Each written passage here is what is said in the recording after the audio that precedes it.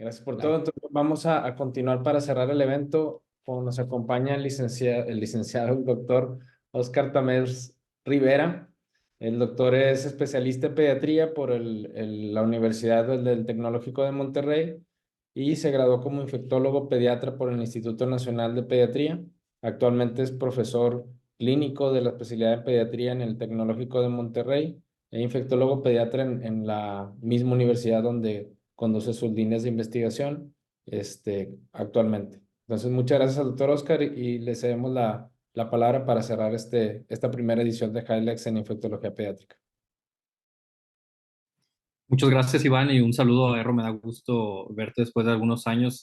Totalmente recomendable. Yo como cliente realmente estoy con ellos y muy felices, pero bueno, eso como un anuncio, ¿no? Y mucha responsabilidad que siento de cerrar este foro, puesto que ha sido un curso bastante ambicioso en el sentido de tiempo y voy a tratar de sintetizar este tema tan grande y tan amplio en estos siguientes 20-25 minutos, como el resto de mis colegas lo ha logrado, y vamos a hablar sobre highlights de aspergilosis con la finalidad de repasar puntos muy objetivos para fines de examen y también fines de la práctica clínica diaria, ¿no?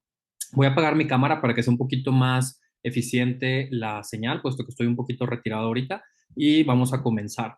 Y empezaríamos definiendo la aspergilosis como una enfermedad que se manifiesta ya sea como alergia, como invasión a la vía aérea o una diseminación extrapulmonar causada por las diferentes especies de Aspergillus.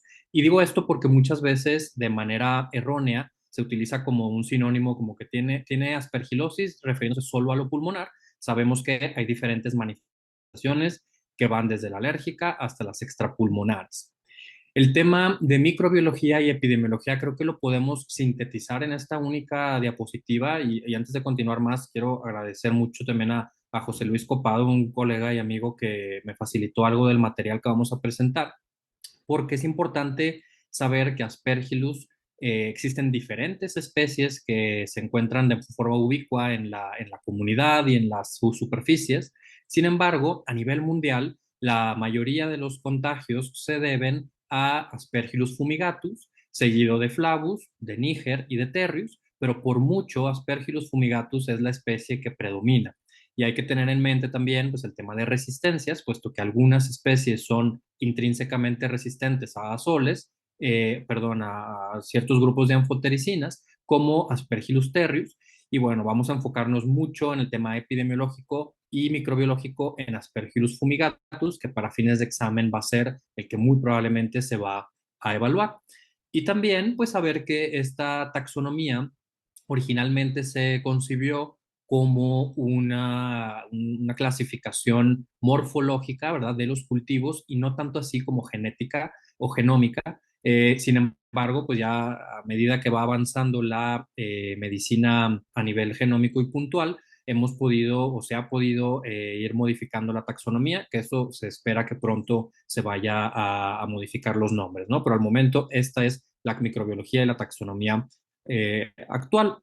Y en cuanto a la patogenia, sabemos, como les decía, que las diferentes especies de Aspergillus son ubicuas. Se sabe que los humanos inhalamos constantemente conidias de este microorganismo, desde 100 hasta 1000 cada día, y estas normalmente alcanzan los alveolos en algunas ocasiones, son moléculas pequeñas o conidias que son pequeñas, y normalmente en un individuo inmunocompetente, en un individuo que logra controlar la infección, pues su inmunidad innata, principalmente los macrófagos alveolares, logran remover estas conidias que son inhaladas y se logra como resolver ese contacto, ¿no? El problema viene cuando las conidias no son removidas y estas empiezan a germinar, puesto que el cuerpo humano habitualmente está entre 36 y 37 grados, la temperatura corporal, y justo esta temperatura es óptima para el crecimiento y la germinación de las diferentes especies de Aspergillus. Entonces, esto va a ser un hospedero bastante óptimo para Aspergillus, el ser humano. Si hablamos de características del ser humano que pueden favorecer a una infección o que le confieren mayor riesgo a las personas, hablamos de del famoso inmunocompromiso, que se ha platicado mucho durante estas últimas 48 horas, Y las personas que tienen estas características de acá de alto riesgo son justamente las personas que estadísticamente y fisiopatogénicamente son más propensas a tener infecciones por Aspergillus e infecciones invasivas por Aspergillus. Y esto incluye personas que viven o tienen enfermedad granulomatosa crónica, que recibieron trasplante de células progenitoras hematopoyéticas y que tienen de forma concomitante enfermedad de injerto contra huésped, pero también personas que recibieron trasplante de órgano sólido principalmente de pulmón y de corazón, así como ciertos tipos de leucemias como las leucemias mieloides agudas. Esto no quiere decir que solamente las personas inmunocomprometidas pueden tener aspergilosis o algún caso de aspergilosis invasiva. Realmente cualquier ser humano está expuesto, sin embargo, pues sí existen todos estos factores de riesgo, ¿no? Y si los evaluamos un poquito más a detalle, las personas, como les decía, que tenemos que tener un alto cautela y que muy probablemente van a ser evaluadas a nivel de examen, van a ser casos o van a ser personas que son receptores de trasplantes de células hematopoyéticas progenitoras, y el mayor riesgo en estos casos es en las etapas tempranas post-trasplante, que se habla de las primeras 2 semanas o las primeras 3 semanas o los primeros 20 días, teniendo posteriormente un pico de incidencia que va aproximadamente después de los 100 días, ya cuando el sujeto puede estar un poquito más expuesto o con mayor probabilidad de enfermedad de injerto contra huésped o con dosis altas de esteroides. Igualmente, los pacientes de tos, de trasplante de órgano sólido pulmonar y cardíaco, son los que tienen más riesgo a nivel de todos los órganos sólidos que se pueden trasplantar. Y aproximadamente se habla de un 10 a un 15% de los pacientes con aspergilosis invasiva son pacientes que tienen o que fueron receptores de trasplante de órgano sólido, cardíaco o pulmonar. Importante considerar otros factores como las coinfecciones virales, y seguramente tienen presente el término CAPA, que es el de COVID-associated pulmonary aspergillosis, pero el CAPA original, digamos, si lo podemos llamar así, o el modelo de infección viral que puede detonar o aumentar el riesgo de aspergillosis, se conoce también desde el citomegalovirus. Entonces, coinfecciones con CMV y coinfecciones por COVID o un antecedente de COVID son factores virales que pueden generar un mayor riesgo de infección por aspergilosis. Igualmente, no solo tiene que tener la persona un factor de inmunocompromiso de los que platicábamos, sino que recientemente o hay evidencia creciente de que cualquier factor que altere, por ejemplo, la movilidad de los cilios o que altere la motilidad de la mucosidad o también a nivel hepático como la cirrosis descompensada, pueden generar mayor riesgo de aspergilosis, y eso es importante que lo tengan presente. Para nivel de examen, si lo volvemos a aterrizar, muy seguramente será un contexto de un paciente post-trasplantado de células progenitoras hematopoyéticas o bien de trasplante de órgano sólido.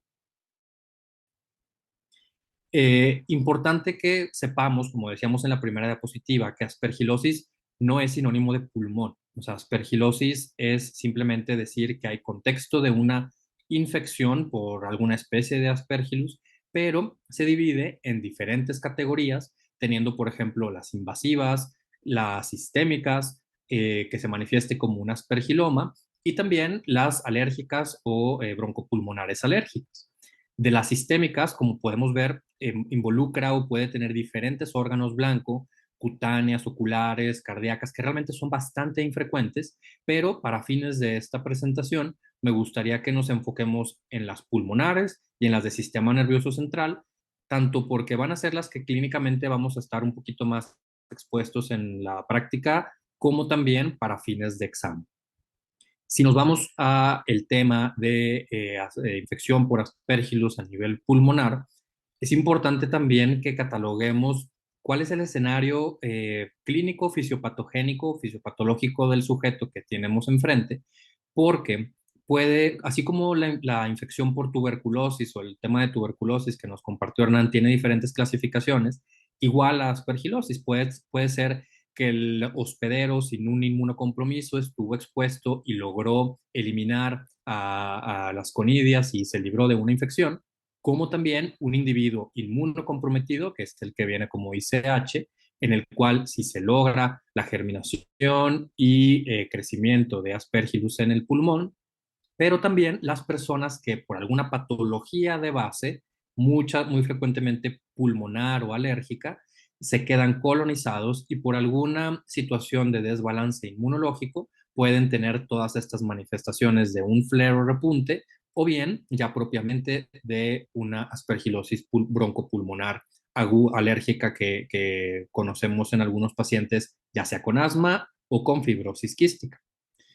Entonces, ya hablando de la aspergilosis pulmonar invasiva, que estoy casi seguro que de esto va a haber preguntas en el examen, porque esto no es solo porque sea la favorita, sino porque más del 70% de los casos de aspergilosis invasiva son pulmonares.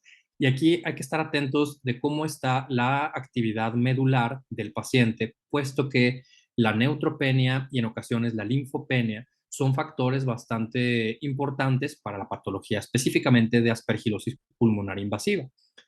Recordemos que la API o la aspergilosis pulmonar invasiva tiene dos mecanismos de infección o de daño, que son la angioinvasiva y la no angioinvasiva. Si nos enfocamos en la aspergilosis pulmonar invasiva, angioinvasiva, aquí podemos observar dos tipos de patrones que este hongo logra generar para generar una infección, en el cual o generar un daño, que es la invasión de los vasos, como dice su nombre, los que están más proximales al área donde fue la llegada, generan trombosis e infarto tisular distal a este sitio y posteriormente crea lesiones en cuña con base hacia la pleura visceral y esto es muy importante porque lo podemos llegar a ver en estudios de imagen y lo vamos a ejemplificar en un momento más. Asimismo, el segundo mecanismo por el que se puede generar un daño angioinvasivo es mediante la formación de nódulos esféricos que están realmente muy bien circunscritos, que están muy cerquita de vasos centrales que se infiltran por las hifas y aquí casi no hay inflamación, casi no hay hemorragia, entonces la triada clásica o que incluye, por ejemplo, el apartado de hemoptisis puede no estar presente. Por eso te dicen siempre, no te esperes a que haya hemoptisis para sospechar en aspergilosis pulmonar invasiva. Eso en cuanto a la angioinvasiva. Y en cuanto a la no angioinvasiva, esta es cuando el sujeto suele no tener neutropenia y esta patología es más inflamatoria, piogranulomatosa y genera necrosis y en ocasiones cavitaciones. Sin embargo, esto es un daño más necrótico, no tanto angioinvasivo, y por eso es importante que si acaso van a, por alguna razón, ¿verdad?, tomar biopsias pulmonares o en histopatología, solicitar que se evalúen las regiones tanto cercanas a los vasos como las que están distales a los vasos.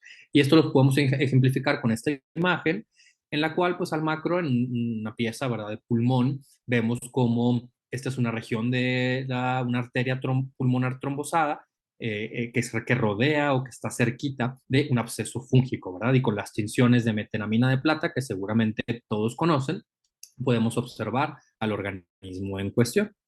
Y esto no solamente en histopatología, sino que lo que muy seguramente va a ser evaluable en el examen y es algo que nos va a servir mucho en la clínica diaria, son los signos radiológicos quisiera decir clásicos, pero esa palabra a veces nos mete en problemas porque no están siempre presentes y no son patognomónicos, pero digamos que son los importantes de conocer en aspergilosis pulmonar invasiva, que son el signo del halo y el signo de la luna creciente, que se presentan en diferentes momentos de la evolución clínica del sujeto, por lo que no sería esperado tener los dos al mismo tiempo. Entonces, no traten de buscar los dos, sino piensen cuál es el escenario clínico del paciente y de su médula también, de la biometría hemática.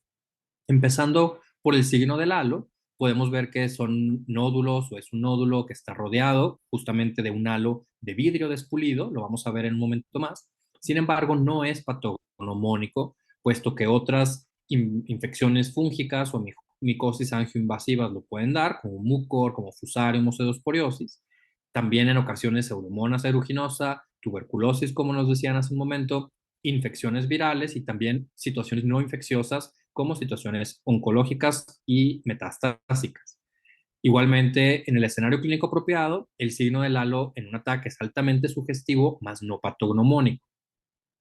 Ya por último, de signo de luna creciente, esto es debido a que se separa el tejido pulmonar necróptico del parénquima pulmonar adyacente y deja un espacio, digamos, un espacio virtual que adopta una forma de luna creciente, pero esto es un signo tardío, aproximadamente de 2 a 3 semanas de que ya el sujeto empezó a veces tratamiento, que ya recuperó neutrófilos y algunos hasta lo llegaron a considerar en el pasado como un signo de recuperación favorable en un paciente que le estamos dando seguimiento radiológico, ¿no? Y así lo vemos ya en forma de imágenes de tomografía, haciendo el énfasis en tomografía, puesto que la radiografía de tórax no tiene un rol grande en el diagnóstico ni en el seguimiento de la aspergilosis pulmonar. Podemos ver estos ejemplos del signo del halo, en el cual, como les decía, pues son nódulos circunscritos rodeados por un halo de vidrio despulido en el parénquima pulmonar, en ocasiones cerca de la vasculatura, como lo vemos en esta imagen, pero en algunas otras algo distal, ¿verdad? Entonces es importante buscarlo en todas las regiones de los pulmones de forma bilateral. Y si nos vamos ya al signo de la luna creciente, aquí estamos en el contexto de un paciente que ya está un poco más en recuperación de neutrófilos, que posiblemente ya inició tratamiento antifúngico efectivo, y es esta la separación que les platicaba del parénquima por una zona necrótica, ¿verdad? Entonces ya adopta este signo como de una luna creciente. Aquí en esta imagen se corrió con la suerte de que se pudo observar en una radiografía de tórax y por eso la incluimos. Sin embargo, no esperemos verla siempre presente en pacientes en radiografía o placa simple. Y realmente otros cortes en los cuales lo podemos observar, creo que queda bastante claro, pero es importante que dividamos el momento en el que esperamos estos signos y también la utilidad que nos confieren estos. Entonces, solamente lo pongo un segundito más para que tal vez se tome algún screenshot o si se va a grabar, pues perfecto, ¿no?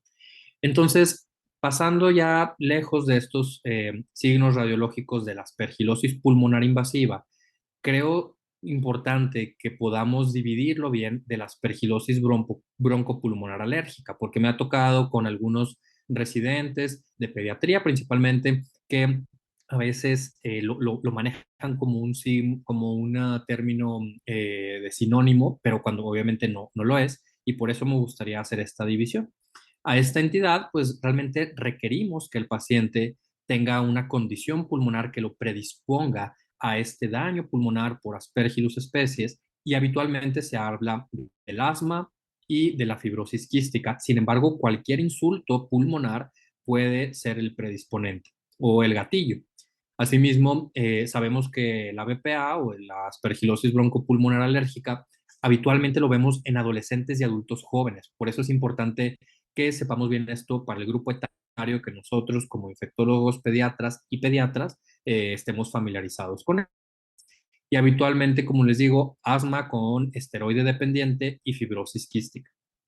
El uso y sobreuso de esteroides recientemente ha influido en el aumento en la incidencia de estos pacientes, de estos casos, y si hemos estado atentos del cambio en las guías de neumonía grave, sabrán que se está incluyendo recientemente la sugerencia o la indicación o la evidencia de que el uso de esteroides en neumonías bacterianas graves mejora la sobrevida y disminuye o mejora los desenlaces. Entonces, ahora tenemos que tener cautela con las coinfecciones fúngicas en estos sujetos, ¿sale?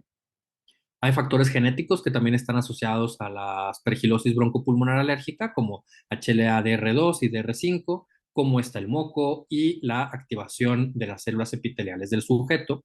Sin embargo, también el tratamiento temprano evita que progrese esta enfermedad y pues hay que tener cautela con no solamente lo medicamentoso, sino el control ambiental, que tengan un seguimiento multidisciplinario por el servicio de alergias y de inmuno. Para los criterios diagnósticos de la aspergilosis broncopulmonar alérgica, depende qué literatura se busca y cuál es el contexto del paciente, puesto que existen criterios para personas con asma, para personas con fibrosis quística, pero si vemos ambos, realmente se requiere de un predisponente, una patología de base a nivel pulmonar, que puedan tener en ABPA la presencia de bronquiectasias en un porcentaje grande y que al realizar una evaluación de IgEs tengamos niveles elevados, más de 400 o más de 1000, dependiendo de las unidades que se tomen en el centro, así como serologías para Aspergillus fumigatus, ¿no? Y para personas que son con seropositividad positiva, digamos, pues podemos también realizar las pruebas cutáneas para actividad de Aspergillus especies, y esto con todo el apoyo de inmunología y alergias. En cuanto a hallazgos radiológicos, aquí se separa un poco de los pacientes con una aspergilosis pulmonar invasiva, ya que si se fijan, casi no está presente signo de halo y signo de luna creciente, y podemos observar en la mayoría de los casos la presencia de nódulos. Los nódulos van a ser los que más van a orientarnos un poco al tema de aspergilosis broncopulmonar invasiva, y también pues el antecedente de una patología pulmonar de base. Igualmente, si en esta serie del 2010, en el cual resumieron estos hallazgos por tomografía en pacientes con aspergilosis crónica, ya vemos que necesitamos tiempo para que se generen las cavitaciones, y esto pues puede, las cavitaciones o cavernas, y esto también puede confundir con el diagnóstico diferencial de tuberculosis. Por eso lean bien el caso e interroguen bien al paciente si estamos a pie de cama, ¿verdad? Pasando a otros órganos blancos que la aspergilosis puede invadir, tenemos el sistema nervioso central, y normalmente estos pacientes ya pasaron por un cuadro de una aspergilosis pulmonar invasiva, o están teniendo de forma a la par una recurrencia o un reinicio de esta infección.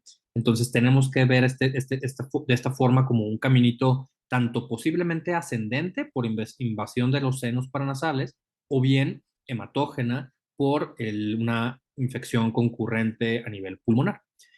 Clínicamente realmente es difícil de diagnosticar solamente con la clínica. Sin embargo, pues podemos ver que las crisis convulsivas están presentes como en la mayoría de las infecciones del sistema nervioso central, y aquí lo interesante es que los déficits neurológicos, convulsiones, sugieren en un paciente inmunocomprometido, sugieren el diagnóstico. Entonces, aquí tenemos que ver cuál es el estado inmunológico de nuestro paciente para sospechar de Asper, ¿sale?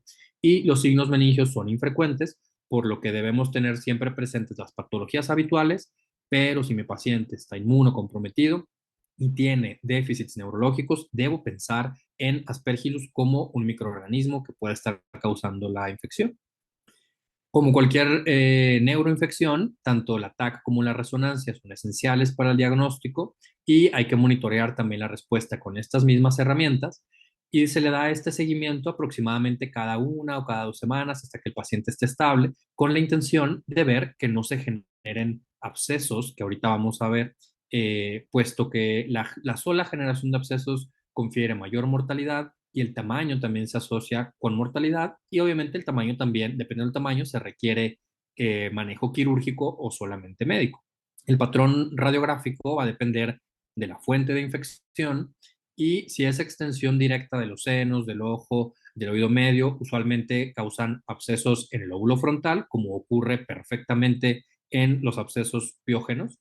Y la diseminación hematógena, esta sí causa pequeños abscesos que pueden ser únicos o múltiples en la corteza blanca o gris. Hablando también de invasión vascular, puede tener infartos, isquemias o hemorragias, y esto se puede presentar como subaracnoideas o como empiemas, como vemos acá. Entonces, realmente Asper puede generar tanto daño vascular como daño con formación de abscesos, o ambas, ¿verdad? Con mucho edema de forma importante, y ahí tenemos que evaluar el antecedente inmunológico, el antecedente de Asper pulmonar, los senos paranasales, y ver cómo está la biometría hemática del paciente para ver su grado de neutropenia, y tratar, que lo vamos a ver en el tratamiento, tratar de disminuir la inmunosupresión de nuestros pacientes para que el tratamiento sea mucho más efectivo. Vamos a tratar de dar velocidad, porque una de las preguntas que seguramente van a venir en el examen y que también es importante considerar en la clínica es el abordaje diagnóstico para infecciones por Aspergillus, y el galactomanano es uno de los pilares, pero pues no es totalmente confiable ni totalmente específico. dependiendo cuántos tomes, de dónde los tomes y cuáles otras características tiene el paciente. Entonces, realmente se trata de un inmunensayo enzimático que va a detectar polisacáridos de la pared celular de Aspergillus y estos se pueden tomar en muestras de suero o de líquido de lavado bronquialveolar durante una infección invasiva. Y también seguramente encontrarán o saben de reportes que se toman en heces, que se toman en orina, pero bueno, no estamos todavía en un tema de estandarización o de altos valores predictivos para estas muestras. Y lo que habitualmente se hace es suero o en líquido de lavado bronquialveolar. Y aquí es importante enfatizar lavado bronquialveolar porque a veces los clínicos dicen, bueno, pues le hice un lavado, más bien le hice una aspiración de secreciones del tubo endotraqueal en caso de que el paciente esté intubado. Pues no, realmente no es lo mismo que un buen lavado bronquialveolar para obtener una muestra significativa y que pueda tener un mejor valor predictivo para galactomanal. Vemos que es preferente solicitar las muestras de forma concomitante, que quiere decir que ese mismo día o al mismo tiempo le tome yo en suero y el lavado bronquialveolar para mejorar el rendimiento diagnóstico. Y también se prefiere que sean seriados, porque el tiempo influye mucho en el valor y en ocasiones podemos ver una alza en estos niveles de galactomanano y eso sería indicativo de una forma diagnóstica. Sensibilidad y especificidad no pienso que vaya a ser evaluado en el examen, pero que sepan que ronda la sensibilidad entre un 70 y un 80 para suero, 70 y hasta 100 de lavado, y de entre 80 y 90 para suero, y entre 68 y 92 de especificidad en lavado. Entonces, realmente yo habitualmente prefiero concomitantes, pero esto lo que quiero decir es que a todo paciente que ustedes sospechen de aspergilosis, entre a una broncoscopia para que puedan hacer un lavado bronquialveolar o si el paciente está intubado, que se haga un buen lavado bronquialveolar y obtener muestras seriadas y concomitantes. La sensibilidad, como les digo, depende del hospedero. Hay series de pacientes con malignidades hematológicas en las cuales hay mejor sensibilidad y disminuye a medida que el individuo está menos inmunocomprometido. Pero bueno, esto es como real world data, o sea, como que lo que podemos ver en informes así a nivel clínico, ¿no? Falsos negativos que existen, ¿verdad? Para estas pruebas de galactomanano, que ya tenga tratamiento antifúngico, fluconazol no influye mucho. Cuando ya tienen profilaxis efectiva, disminuye el valor predictivo positivo y puede que solo el 12% de los positivos realmente representen una enfermedad verdadera. Y existen falsos positivos como pacientes colonizados, pacientes con mucositis, que tengan AIDS, que haya algunas situaciones, por ejemplo, de mieloma múltiple. Se ha hablado de postres congelados porque contienen gluconato de sodio y también a veces puede dar un falso positivo por reacción cruzada o por detección de otras especies o de otros, perdón, de otros hongos como Aedes fusarium, Mycoplasma y Blastomyces, ¿no? ¿Qué pasa con el uso de antibióticos? Realmente esto se quedó como un tema o un dato así de pase de visita de hace algunas décadas, ¿no? De decir como que, ¿cuáles son los antibióticos que dan falso positivo? Pero sí estaba descrito que Piptazo y que Amoxiclav generaban falsos positivos, pero esto era por las formulaciones que tenían antes, que tenían estos componentes que eran detectados más bien que liberaban galactomanano, ¿verdad? Y que eran detectados por el inmunensayo, pero actualmente ya esto se ha ido dejando un poquito en el olvido y se han cambiado las técnicas de envasado y de manipulación de antibióticos y esto ya no genera ese falso positivo, ¿verdad? Pero bueno, tengámoslo en cuenta y si viene el examen, pues bueno, venga, esa sería la correcta. La determinación del galactomanano sérico aporta información pronóstica y los valores en descenso se asocian con mejoría en el desenlace. Esto es importante, por eso es la importancia de estarlos tomando de forma repetitiva y de forma pronóstica para poder ir viendo cómo va la evolución de nuestro paciente. Y también conocemos el beta de glucano o el 1,3 beta de glucano, que este es un componente de la pared celular fúngica que no es específico de Aspergillus. Eso es importantísimo porque a veces se volvió así como un adicional, como un biomarcador ya totalmente asociado a Asper cuando sabemos que no lo es. Y su presencia puede indicar otras infecciones fúngicas invasivas, pero como tiene un alto valor predictivo negativo, se ha utilizado como un tamizaje en pacientes de alto riesgo. ¿Qué quiere decir? Que pues Podemos tomarlo como un tamizaje. Si está negativo, puedo entender que mi paciente tenga bajo riesgo, pero importante no darle toda la confianza como una única prueba y juntar todo, clínica, estudios e historia, ¿no? Como decíamos, antes de cerrar con lo de diagnóstico, importante que existen algunos ensayos genéticos como PCRs que se han montado, ya algunos centros la tienen montada, o sea, a nivel mundial, pero no está estandarizado, no está todavía lista, digamos, como para que se vuelva una herramienta para pie de cama del paciente, sigue en este momento de bench, entonces vamos a preferir no utilizarla y tampoco sería, pienso yo, evaluable. Si viene como opción en el examen PCR, no elijan esa y hay que elegir más bien galactomanano y considerar el beta de glucano dependiendo de cuál es el escenario clínico que se les plantea, ¿no? El tratamiento en aspergilosis, y bueno, si nos enfocamos en la del sistema nervioso central, porque por ahí venía el hilito, se desconoce la duración, sin embargo, hay que continuar el tratamiento hasta que las lesiones hayan desaparecido y que al clínico le parezca razonable según los síntomas y la imagen. Y si la inmunosupresión persiste, la terapia antifúngica debe continuar, valorando si tenemos que hacer un switch a vía oral o si el paciente debe continuar hospitalizado, ¿no? Y en estas recomendaciones de infección invasiva del sistema nervioso central del 2016 de la ITSA, pues ellos comentan que se recomienda utilizar Bori, ¿verdad? Como primera terapia, que debe de continuar, y los formulados de anfotericina B lipídicos se deben reservar para infecciones refractarias o pacientes que han sido intolerantes al boriconazol, ¿sale? Esto en cuanto al sistema nervioso central. Hablando ya del tratamiento general, las terapias combinadas se han llegado a sugerir, pero no hay evidencia de que mejore los desenlaces y hay que evitar el uso de terapia con esteroides, puesto que no se ha visto que mejore los pronósticos y no se recomienda tratamiento intratecal o intralesional en los casos de sistema nervioso central. Ya lo último que vamos a tocar y lo que seguramente va a venir en su examen y que me encantaría recalcar es que para tratamiento de infección invasiva por Aspergillus, el tratamiento de elección es el voriconazol, puesto que ha mostrado superioridad en ensayos clínicos y en comparaciones con otros formulados como la anfotericina B en sus diferentes formas, tanto de oxicolato como lipídica y liposomal, y complejo lipídico y liposomal. Sin embargo, seguramente habrán visto algunos ensayos clínicos relativamente recientes que ponen un poquito en duda esta superioridad, pero bueno, tengamos al voriconazol como la herramienta principal y la que a mí me gustaría que siempre contesten en su examen y que pues también en la clínica lo tengamos presente como nuestra primera elección.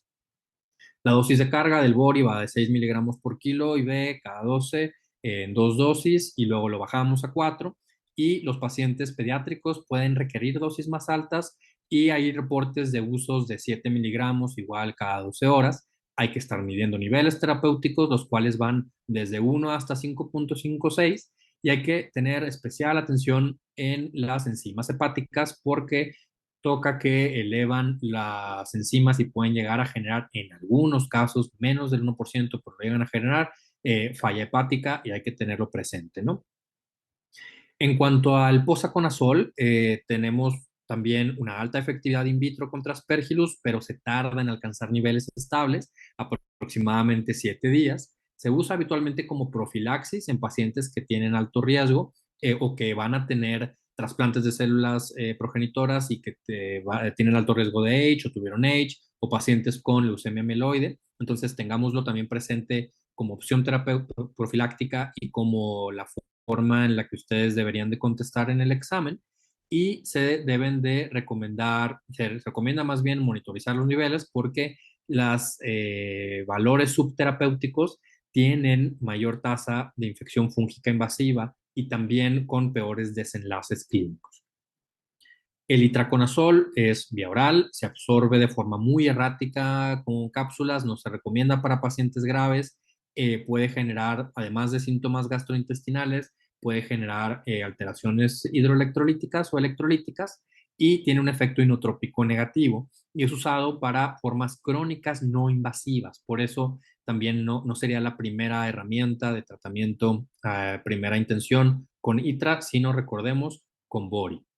Y el isabuco o isabuconazol tiene actividad in vitro, esto incluye cepas con susceptibilidad a otros triazoles, no es inferior al BORI, 17% de menos efectos adversos, es más biodisponible, 98%, una vida media de 100 a 130 horas, pero en pediatría y en México en ocasiones es difícil de conseguir. Por eso BORI va a seguir siendo la respuesta, digamos, que se debe buscar para el examen.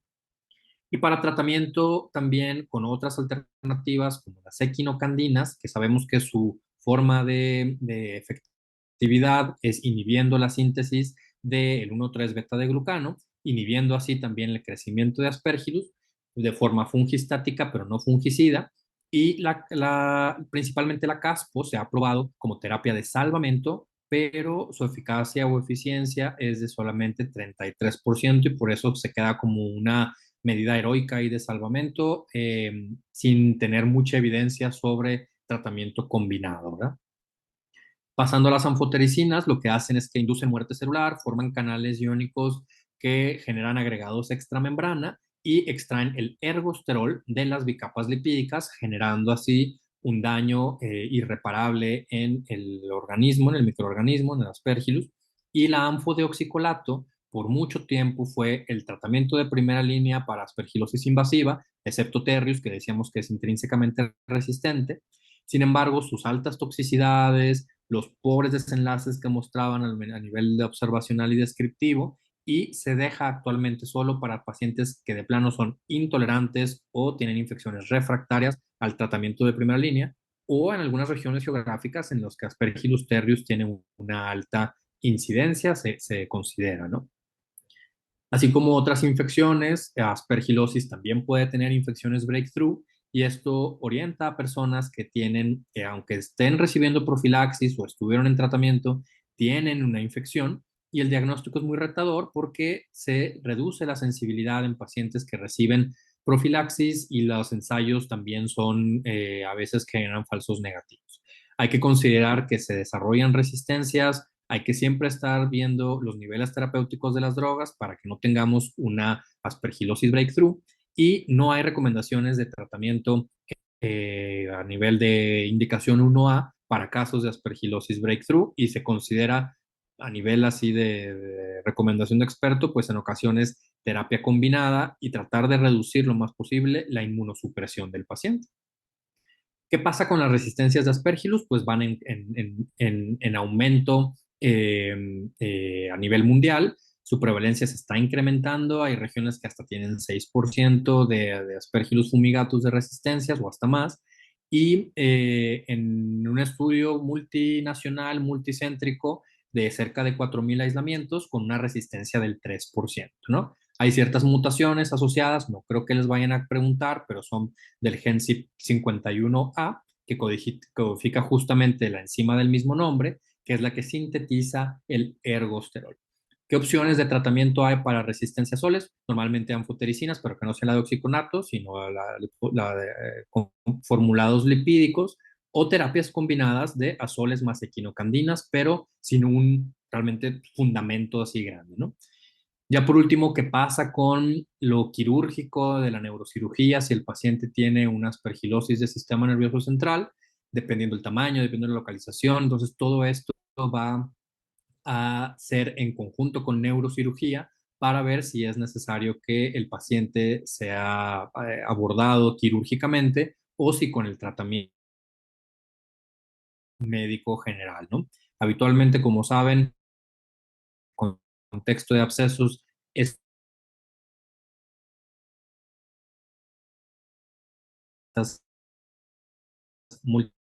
ya por último, prevención no solamente el tema profiláctico, sino también qué hace nuestro paciente, dónde vive nuestro paciente, a qué se dedica, qué hay en su entorno, ¿no? Entonces, tratar de que se proteja al sujeto de ambientes que pudieran tener alta carga de hongos o de moho de este tipo. Se recomienda aplicar a grupos de alto riesgo. Los hospitales normalmente no tienen ambientes protegidos contra esto, entonces tratar de que no estén en lugares con tanta naturaleza, que no hayan tenido remodelaciones previas, ojo con los mini splits y temas de ambientación. Y es importante también que los pacientes reciban la profilaxis, como habíamos platicado. Pacientes ambulatorios, evitar jardinería, que no se expongan a composta, que no, tratar de que no estén cerca de construcciones o que no haya renovaciones en la casa. Muchas veces eso no se pregunta y es importante que lo hagamos a nivel de historia clínica de nuestros pacientes. Entonces, digo, para cumplir cabalmente con el tiempo, me gustaría dejarles como quiera mi contacto. Me parece que ya lo tienen por ahí para preguntas o dudas y esto me parece que cumple con los objetivos de aspergilosis para fines del examen y de práctica de la vida diaria. Quedo a sus órdenes y espero les haya gustado. Ujú. Muchísimas gracias, doctor Oscar, por tan extraordinaria ponencia. No, igual tomamos 3 minutos si alguien tiene alguna duda, alguna pregunta que quiera escribir en el chat o en la sección de preguntas y respuestas.